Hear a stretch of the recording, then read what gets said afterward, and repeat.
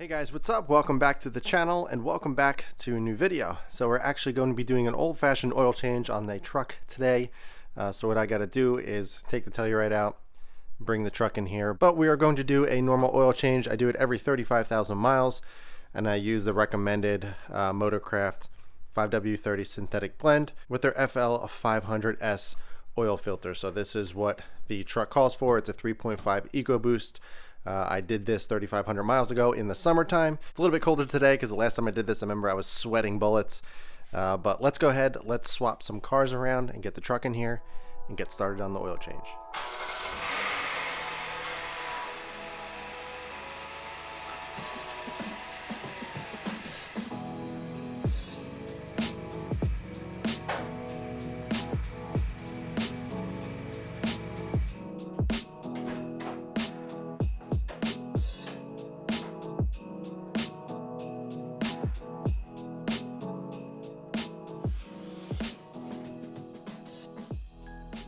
Alright, so in terms of the tools that you actually need, it's really not that much at all. You need one 15mm wrench for the drain bolt.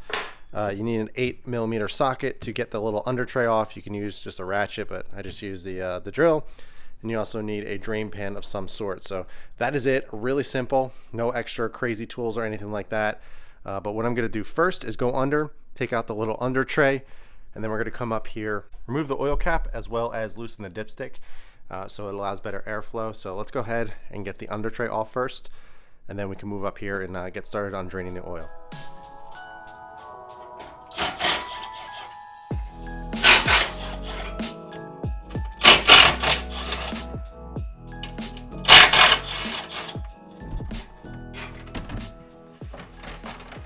Alright, so we got the under tray off. It is all ready to go. We have access to the drain bolt, which I'll show you in a second, but next thing we're going to do is actually loosen up the oil cap right here just for better airflow. So we're going to take that off, put that aside, and then also we're going to take the dipstick and pull it out. We open that up just so there's better airflow so it drains properly and get as much oil out of the engine as possible.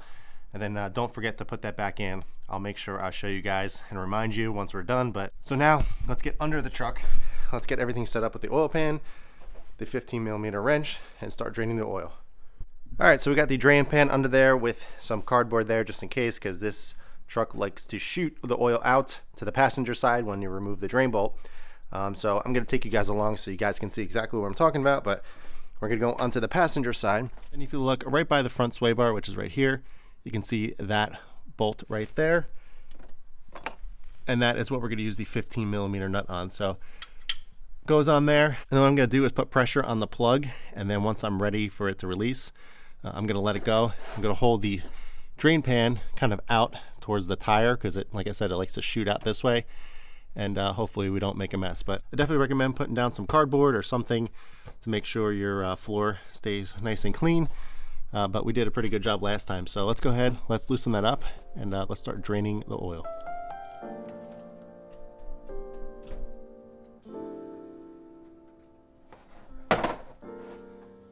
Alright, so got the plug off. Gonna let that drain for 10-15 minutes or so until it pretty much completely stops dripping. And then once we finish this up, I can plug it back up and we'll go over to the filter and get that sorted out. Alright, so while that is draining underneath, what I'm gonna do is actually, I have a JLT oil catch can, so I empty that as well. I usually try to empty that every 1,000 miles or so. So let's go ahead and open that up.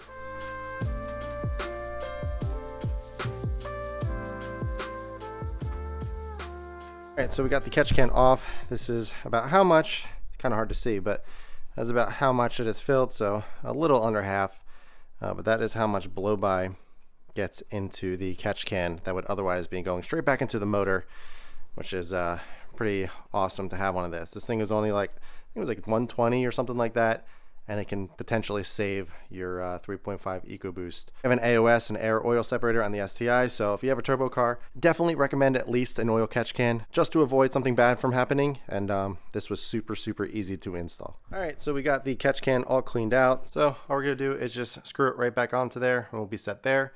Underneath, it is just barely dripping now, so we can go ahead and plug that up in a second, but let's do this first.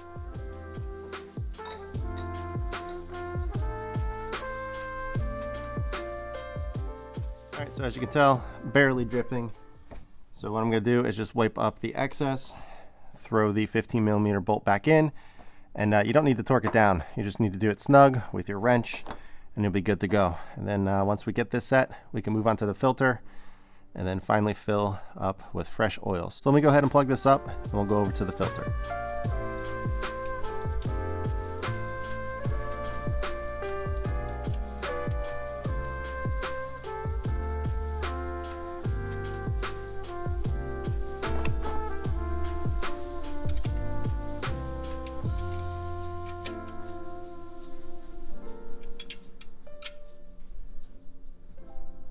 All right, so we got the drain plug all set. We were ready to go.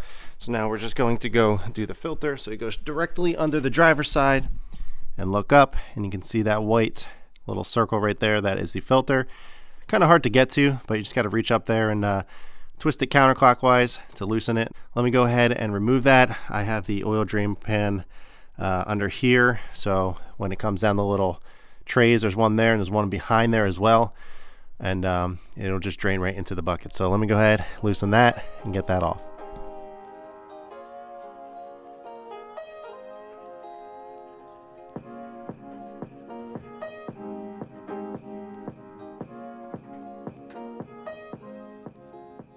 All right, so while the filter area is draining, I'm gonna go ahead and prep the new filter. It's pretty easy to do.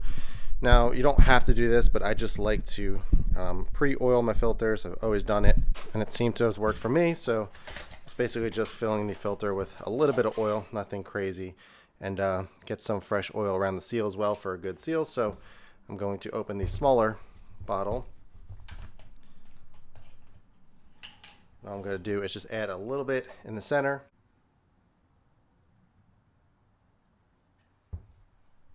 Like that. Then I'm just going to take my finger and wipe it around the seal like that. And then it is prepped and ready to go. So let's go ahead and clean up the filter area on the truck. We can throw that new filter on, just hand tight, nothing crazy. And then we can finally fill the truck up with some fresh 5W30.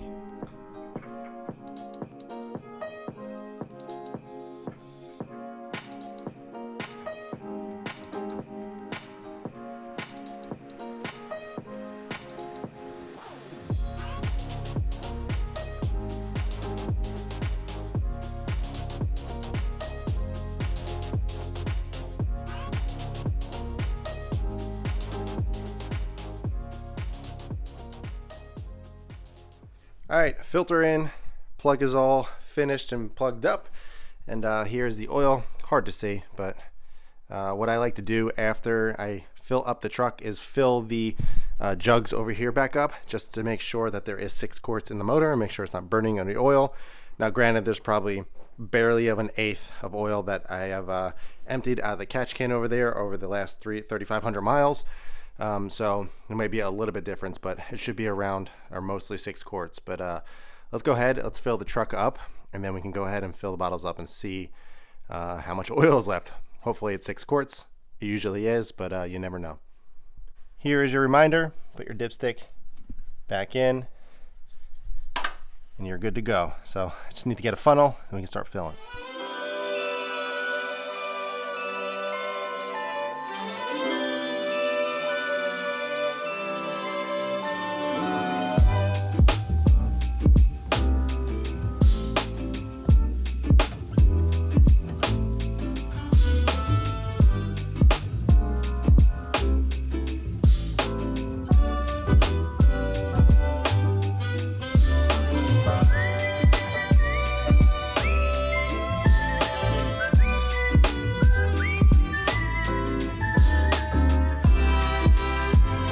Since those jugs are empty now, let's go ahead and fill it up with the old oil and see how much we have left.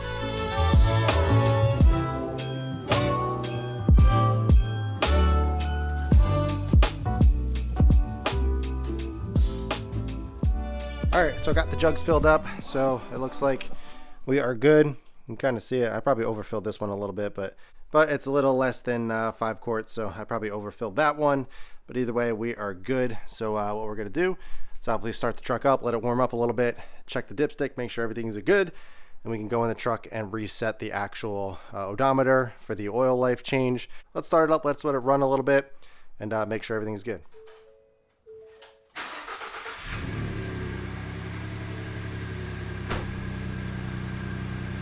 All right, so while the truck is running, let's go ahead, hop in the truck, and update the oil life on the odometer. So what you do is you go in here, over, and then down, and you go to trip fuel, and then you press right, and you'll see trip 1, which is what I use for my gas tank, so my full fill up, and then I go down to trip 2, and that is how many miles I have on the oil change. So what I'm going to do is hold OK to reset that. So hold, it's resetting. Now we're set. Now we're going to go back to display mode, go over and go down to engine information. So you can see percentage oil left. It says 42%, and then it says hold OK to reset. So since we just changed it, go to hold OK. And now we're back at 100%. So like I said, I do it every 3,500 miles. So we're at 0. So next 3,500 miles, let's see, I'm at 70,009 now. So 73,509 is the next oil change that I'm going to do, which will probably be in a few months. But yeah, let's shut the truck down, check the dipstick, and see how everything looks. All right, so I'm gonna pull the dipstick. And what I like to do is just clean it off real quick. Like that. So we're looking to have that second dot filled. I'm just gonna put it back in. All right, so that is what we're looking for. We're looking for the 2 holes, the top hole, this one right here, to be filled or showing oil. So we are good to go. So now we are finished with the oil change. All right, guys, that is going to wrap up this video. Hope you enjoyed it. I was hoping to take the STI out for a little drive today, but with the holidays and everything and having 3 kids, it gets a little crazy, and I was able to at least get the truck oil change done, which I was happy about since I was putting that off for a few weeks. So happy I was able to get that done, but I was hoping to go for a fun ride in the STI today, but not going to happen. Hopefully I have some time this week. But if you guys are interested in doing an oil change on your 3.5 Ecoboost F150, I'll leave all the links below for everything that I use. So if you're interested in doing it yourself, you save a bunch of money, and it's much more satisfying, and knowing it was done right. I always prefer to do mine. So I'll leave all the links below for everything in case you are looking to do it. But as for this one, that's got to wrap this up. If you have any questions at all, be sure to ask them below. But in the meantime, keep it clean, keep it simple, and I'll catch you guys in the next one. Oh, quick note before I end this video. One thing that I always do after I do an oil change, since I park my truck outside in the driveway, is take a cardboard box and just throw it underneath there, because the little drip trays from the filter, sometimes they tend to have a little bit of oil left over there, and it'll leak and drip on your driveway or floors or wherever you keep your truck. So I just take a cardboard box, throw it under there for a little bit, for a day or so, and then you know, remove it once it stopped dripping. But it really doesn't seem to be dripping much at all, but still, I don't want to ruin my driveway, so I'm going to throw this under there.